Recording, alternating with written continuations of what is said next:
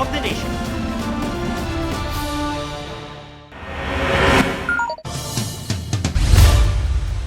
Binabaybay ng rider at angkas nito ang National Highway sa Hasaan, Misamis Oriental nang masagasaan nila ang tumawid na aso sa kalsada. Natumba sila at napunta sa kabilang lane nang saktong dumaan ang isang bus. Nagulungan silang dalawa. Dead on the spot ang mga biktimang mag-live-in partner. Hindi nagbigay ng pahayag ang bus driver pero nag-usap na ang kumpanya ng bus at ang pamilya ng mga biktima.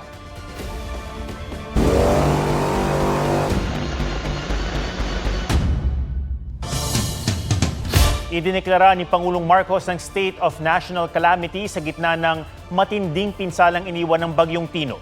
Nagpapatuloy ang search and retrieval operation sa Cebu kung saan 108 ang nakumpirmang nasawi ayon sa PDRMO. May report si Emil Sumangi.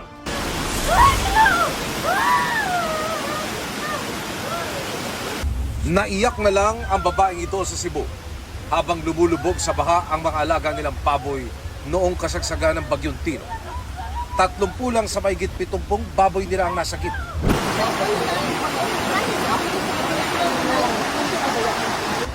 Sa barangay Kotkot sa Liloan, tila rumaragas ang ilog din ng baha.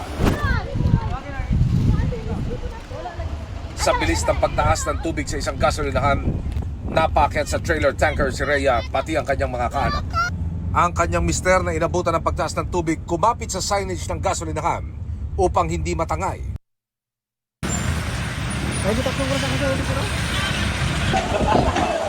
Sa kalapit na subdivision, wala nang nagawa ang mga residente kundi pagmasdan mula sa mga bubong ang pag-anod ng lampas taong baha sa kanilang mga gamit. Para-paraan ang lalaking ito para kunin ang aquarium na pinagtaguan ng cellphone ng isa sa mga residente. Paghupa ng baha, nabalot ng makapal na putik ang mga kalsada hanggang sa loob ng mga bahay. Dito, yung tubig sa tataas. Ang ilan namang residente nananatili pa rin sa second floor. Wala nang tubig pang hugas ng paa. Problema ang supply ng tubig sa malaking bahagi ng Liloan kaya may mga residenteng pinagtitiyagaan ng ganitong tubig. Panghugas ng bahay namin yan, sir.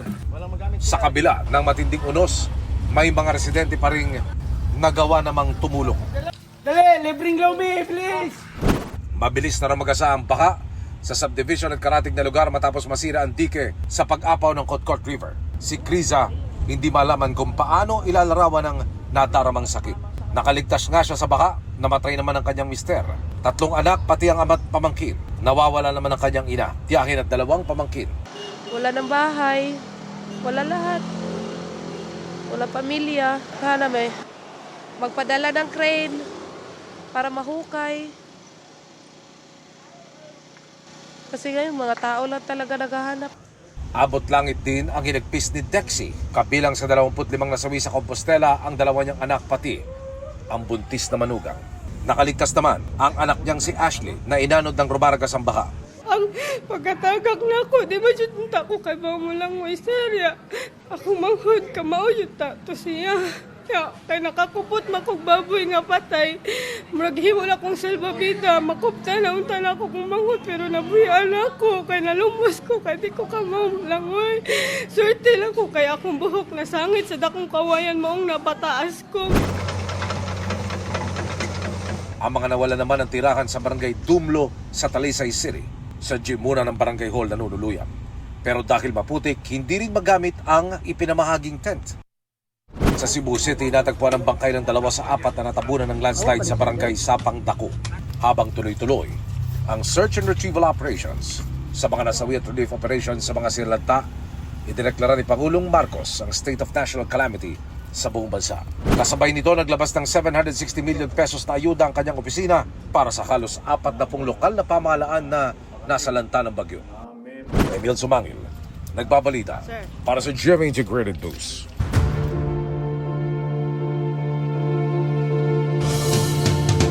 Patong-patong na reklamo ang kakaharapin ng mga dating DPWH engineer na sina Henry Alcantara, Bryce Hernandez at JP Mendoza. Sinampan sila ng tax evasion dahil sa mahigit 1.2 bilyong pisong halaga ng buwis na hindi umano nila binayaran. Bukod pa yan sa mga kasong ipinasasampa naman ng ICI sa Ombudsman. May report si Joseph Moro. We need to love our country. We need to love our countrymen. Bitbit Independent Commission for Infrastructure Chairman Andres Reyes Jr. ang placard na nananawagan ng pag-ibig ng i-anunsyong ika-4 nilang rekomendasyon kaugnay ng issue sa flood control projects. Pinakakasuhan ng ICI sa Ombudsman ang mga opisyal ng DPWH Bulacan 1st District Engineering Office sa pangunguna ni dating District Engineer Henry Alcantara at kinatawa ng kontraktor ng Top-Notch Catalyst Builders at Beam Team Developer Specialist. Kaugnay ng 95 million pesos na slope protection structure sa Bukawi, Bulacan na nadiskubreng ghost project. Hinihinga namin sila ng pahayag. Para sa ghost project na yan sa Bukawi, Bulacan, wala mga mambabatas o mga proponent na nagpondo sa proyektong yan ang inirekomendang kasuhan ng ICI sa Ombudsman. Puro mga engineer at kontraktor pa lamang. Paliwanag ni Reyes, wala pa silang nakitang koneksyon ng mga mambabatas at mga taga-DPWH Bulacan para sa proyektong ito. Ito ay kahit pa ilang beses nagpabalik-balik sina Alcantara sa ICI. Po nila sinabi sa ICI kung sino yung nag-utos sa kanila. Hindi, nagbigay sila ng mga pangalan. But hindi lahat siguro. O baka yun lang alam nila. I don't know if they're withholding or what, but Ang inirekomendang reklamo ng ICI dagdag sa tax evasion at iba pang paglabag sa National Internal Revenue Code of 1997 na inihain ng Bureau of Internal Revenue laban kina Alcantara at dating DPWH engineers Bryce Hernandez at JP Mendoza. Sakaling mahatulang guilty, maaari silang makulong na pwedeng umabot sa 10 taon. Ang naging basihan ng BIR ang kanilang magagarang sasakyan, milyong-milyong isinugal sa kasino at mamahaling mga ari-arian. Ang titingnan lang talaga natin kung tugma ba ang mga revenues sa mga ginagastos at mga ari-arian nila at kung hindi nagbayad ng tamang buwis ay yan ang habulin natin. Kabuuang 1.6 billion pesos ang buwis na hindi raw nabayaran ni Alcantara, Hernandez at Mendoza para sa taong 2020 hanggang 2024. Patuloy namang iniimbestigahan ng BIR ang mga government contractor na nag-donate sa kampanya ng mga kandidato. Gayon din ang mga kandidatong tumanggap ng donasyon. Tinitingnan din natin yung capacity rin nung nag-donate, whether or not bayad yung mga buwis niyan at kung may capacity yung nag-donate. Ang lahat ng kandidato, pag kumandidato yan, kinakailangan nilang i-report yan din sa BIR kung ano-ano ang mga tinanggap nila at kung magkano ang ginastos nila. Kung may natira yan ay kinakailangan nilang magbayad din ng buwis. Sabi ng abogado ni Hernandez at Mendoza, hindi pa nila natatanggap ang kopya ng reklamo. Pag-aaralan daw nila ito at tiniyak na tutugon. Sinusubukan pa namin kunan ng pahayag si Alcantara. Naghain naman ng reklamo ng bid rigging si DPWH Secretary Vince Tison sa Philippine Competition Commission laban sa mga kontraktor na St. Timothy Construction Corporation at Silver Wolves Construction Corporation at ilang opisyal ng DPWH Davao Occidental at La Union. Kaugnay ito ng 15 kontrata ng flood control projects. Ayon kay Dison, 3.13 billion pesos ang maaring imulta sa mga sangkot kung mapapatunayang pineke nila ang bidding. Hinihinga namin ng pahayag ang mga nasabing kumpanya. Joseph Morong nagbabalita para sa GMA Integrated News. Nag-noise barrage ang mga persons deprived of liberty o PDL ng Malabon City Jail para iparating ang kanilang hinaing. Ayon sa Bureau of Jail Management and Penology, may issue ang mga inmates sa pagkain, dalaw at sa mahigpit umanong pamamalakad ng warden na 3 buwan pa lamang sa pwesto. Inalis muna siya sa pwesto habang nag-iimbestiga. Dininaw rin ng BJMP na merong iisang menu na sinusunod sa lahat ng mga pasilidad ng BJMP. Posible umanong nagkakaproblema sa komunikasyon sa pagitan ng mga tauhan at mga PDL.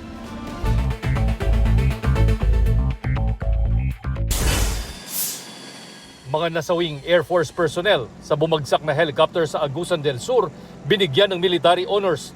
Dumating sa Villamor Air Base sa Pasay ang labi ng 4 sa 6 na sundalong tutulong sana sa mga sinalanta ng Bagyong Tino nitong Martes. Inuwi naman ang labi ng 2 iba pa sa General Santos City at Zamboanga City. Nagkaroon ng send-off ceremony para sa kanila kaninang umaga. Bilang ng mga Pilipinong walang trabaho nitong Setyembre, bahagyang tumaas kumpara sa parehong buwan noong 2024. Ayon sa Philippine Statistics Authority, 1.96 million ang unemployed nitong September 2025 na mas marami sa 1.89 million noong nakaraang taon. Pero kung ikukumpara sa August 2025, bahagyang bumaba ang bilang ng mga walang trabaho nitong Setyembre. Shino Gaston nagbabalita para sa GMA Integrated News. Hindi rin nakaligtas ang sektor ng agrikultura sa pananalasa ng Bagyong Tino. Ayon sa Agriculture Department, aabot sa 100 ektarya ang tubuhan at 500 ektarya ng mais ang nasira. Sa initial assessment, tinatayang nasa 13.26 million pesos ang halaga ng pinsala sa agrikultura sa Western at Eastern Visayas. Ayon sa DA, nasalanta rin ang mga palaisdaan at mga gamit ng mga namamalakaya. Ramdam ang epekto niyan sa Iloilo sa Leganes Public Market. Kulang ang supply ng isda matapos manalasa ang bagyo. Kaya ang ilang nagtitinda wala raw magawa kundi magtaas ng 20 pesos sa kada kilo ng isda.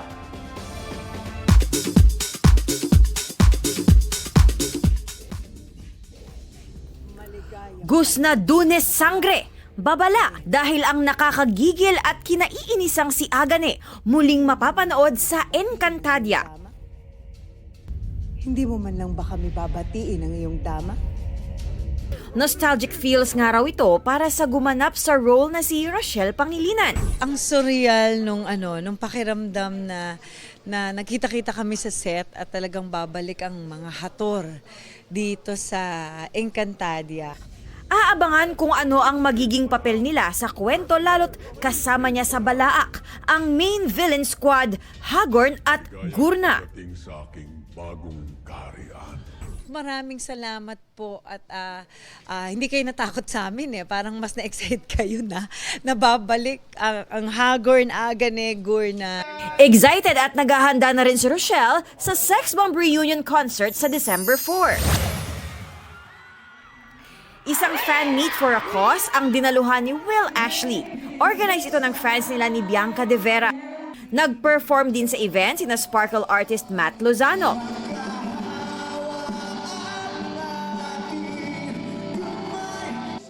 Folk pop collective band na Ben and Ben.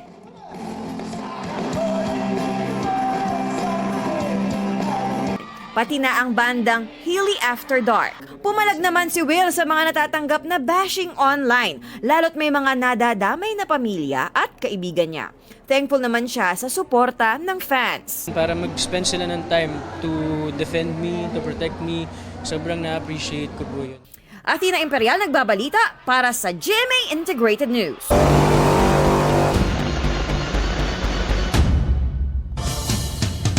Matinding trauma ang iniwan ng Bagyong Tino sa mga sinalanta sa Western Visayas at Palawan. Sa Santa Barbara, Iloilo, tumambad ang isang malaking butas paghupa ng baha. May report si Oscar Oida. Nagmistulang dagat ang kalsada sa barangay Maoyon sa Puerto Princesa City, Palawan. Ang mga bahay niragasa ng baha. Pahirapan ang pag-rescue sa mga stranded na residente. Sa El Nido, nangamatay ang mga kalabaw matapos mabagsakan ng puno. Sa bayan ng Rojas, ilang alagang baka at kambing ang nasawi dahil sa baha. Mula Himpapawid, kita ang lawak ng pinsala ng bagyo sa bayan ng Rojas. Isinailalim na sa state of calamity ang buong Palawan. Halos 30,000 pamilya ang nasalanta at nasa evacuation centers. Naka-state of calamity na rin ang Canlaon City sa Negros Oriental. Mahigit 20 bahay doon ang sinira ng rumaragasang baha at mga naglalakihang bato mula sa bulkang Canlaon. Patuloy ang paghahanap sa 10 pang nawawalang tao. Bukod sa mga di madaanang kalsada, sira ang nasa 6 na tulay. Wala pa rin kuryente sa ilang lugar. Sa Negros Occidental, 44 ang kumpirmadong nasawi. Base sa ginawang verification ng PDRRMO, 53 pa ang pinaghahanap. May mga gin-deploy naman tangas search and rescue teams, nag-deploy man ta clearing team, kag nagbulig sa mga LGU. So far, subong aton nga mga main roads accessible naman. Mahigit 13,000 individual ang apektado sa La Carlota City, Negros Occidental. Sandamakmak ang punong kahoy na inanod ng baha at humambalang sa mga kalsada at kabahayan. Ang mga residente halos di na alam kung paano makakabangon. ko na naman ang masala naman sa sining kalibutan para patawaron kami. Kapangamuyo ka kay ninyo, kapangamuyo ka sa Ginoo, nga makasurvive kami. Ginhapo ko kani before kung nakang ko may gindala nga masaka sa babaw. Dako gid ang halit sa mga panimalay, no? Ubrahon ang tanan nga matatapan ang mga pumuluyo sa La Carlota. Pero di lang tao ang apektado. Sira rin ang 6 na shelter na ito sa Bacolod. Sa Santa Barbara, Iloilo, ikinakatakot ng isang pamilya ang gumuhong lupa na may 14 na metro ang lalim at hanggang 3 metrong lawak. Katabi lang ng kanilang bahay. Nakalbaan mga sir kay dire kay magaturog. Pay subong sa sala na kami subong katurog. Kay nadlok na basi magdalo mga buho. Bahagi umano ito ng flood control structure na itinayo noong 2018. Base may nag-cause nga nag-leak ang lupa sa likod kang slow protection. So ang leak nga to, kung may buho to ya sa dalom, amo to nag-cause nga nagsigi-sigi nga nag-erode ang lupa sa likod ka slow protection. We already instructed them to move to a safer place sa house nanda.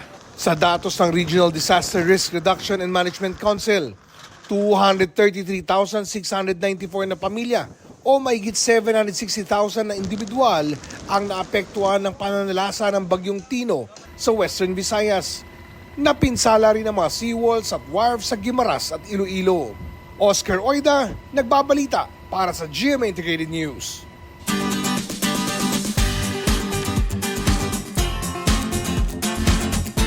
Isang lalaking umiksena sa bridal entourage ang kinaaliwan ng netizens. Ang bigla niya kasing pagsulpot para bang ipapatigil ang kasal. Pusuan na yan sa report ni Ian Cruz. Here comes the bride. All dressed in white. Pero, teka. Sino ang lalaking yon? Na para bang gustong magpahinto sa kanyang kasal? Minsan na nga lang kita ipag-drive sa kasal mo pa. Huling tanaw bago bumitaw na para bang ikaw yung nagparaya. Pero tuloy daw ang kasal dahil the man behind the bride, bridal driver pala. Ang kanyang serious look, hindi raw dahil sa heartbreak. Nadamay lang sa shock dahil nais nilang makunan ang sasakyan. Kaya naman todo focus siya habang kinukunan din ang bride. No worries kuya dahil nagawa naman ang paraan ng editor. Pati ang bride, natawa na lang din sa scene stealer. Ian Cruz nagbabalita para sa GMA Integrated News. At yan po ang State of the Nation para sa mas malaking misyon at para sa mas malawak na paglilingkod sa bayan. Ako si Ato Maraulio mula sa GMA Integrated News, ang News Authority ng Pilipino.